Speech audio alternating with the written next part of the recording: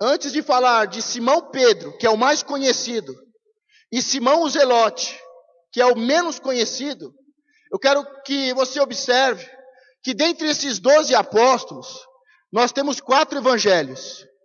O evangelho de Mateus, qual que é o outro? Marcos. Eu acho que é isso aí. Mateus, Marcos, Lucas e João, não é isso? Lembrou? Esses são os 4 evangelhos. Destes 4 evangelhos, quais foram escritos pelos discípulos de Jesus? Somente o primeiro, que é de Mateus, o publicano, que nós vimos semana passada, e o último, que é de João, o discípulo do amor.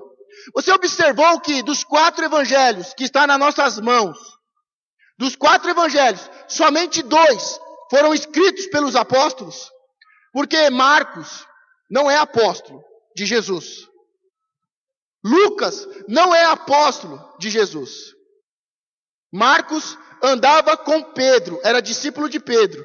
E Lucas era discípulo de Paulo. Eles andaram com Jesus e faziam parte da multidão.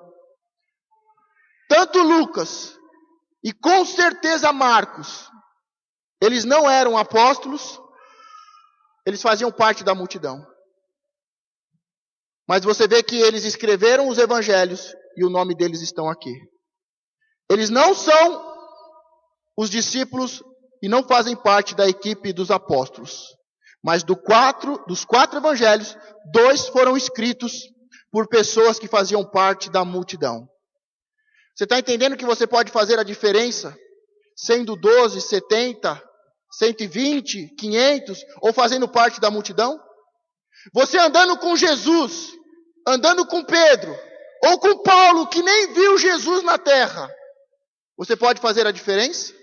Lucas andou com Paulo, e Paulo não foi discípulo de Jesus, e foi chamado muitos anos depois.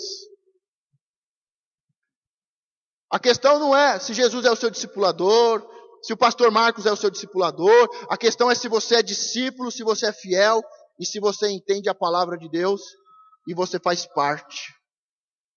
Vamos ver agora, eu quero trabalhar algumas diferenças. Como eu falei, o primeiro da lista quem é? Pedro, diga Simão. Pedro, o homem de pedra. Vamos tirar Judas da última linha, porque depois, em Atos, ele é substituído por quem?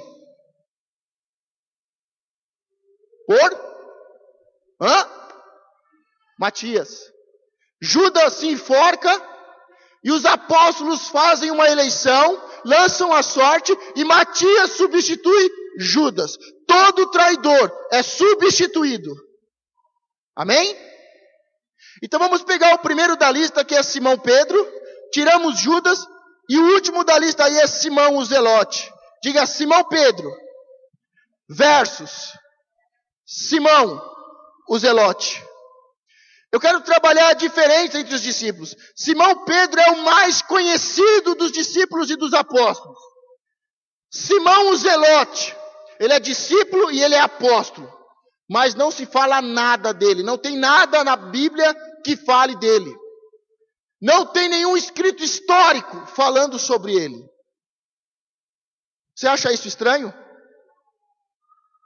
Jesus chamou um Simão para ser um Simão ninguém. Jesus chama um Simão e fala que ele é Pedro, uma pedra. E este Simão Pedro é o mais conhecido, ele é o orador, ele é o pregador, é o mais conhecido. E do outro lado está o Simão, conhecido por Zelote. Ele é discípulo, ele é apóstolo, ele foi escolhido por Jesus. Mas na Bíblia não fala nada dele. Os textos históricos, os historiadores não sabem nada sobre ele. De um lado, uma pessoa conhecida e famosa. Na mesma equipe, um outro que não sabemos nada sobre ele.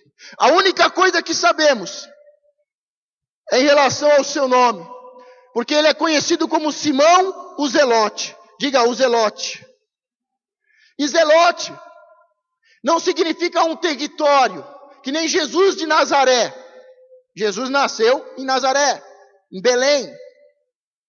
E aqui, Simão, o Zelote, não é uma cidade, não é um vilarejo, não é onde ele nasceu, onde ele morava. Não é uma questão geográfica, mas é política. Diga, política. Este Simão, Zelote, ele fazia parte de uma organização política que lutava contra o domínio romano que cobrava os impostos. É a única coisa que sabemos sobre ele, por causa do seu nome, que é Zelote. Faz parte de um grupo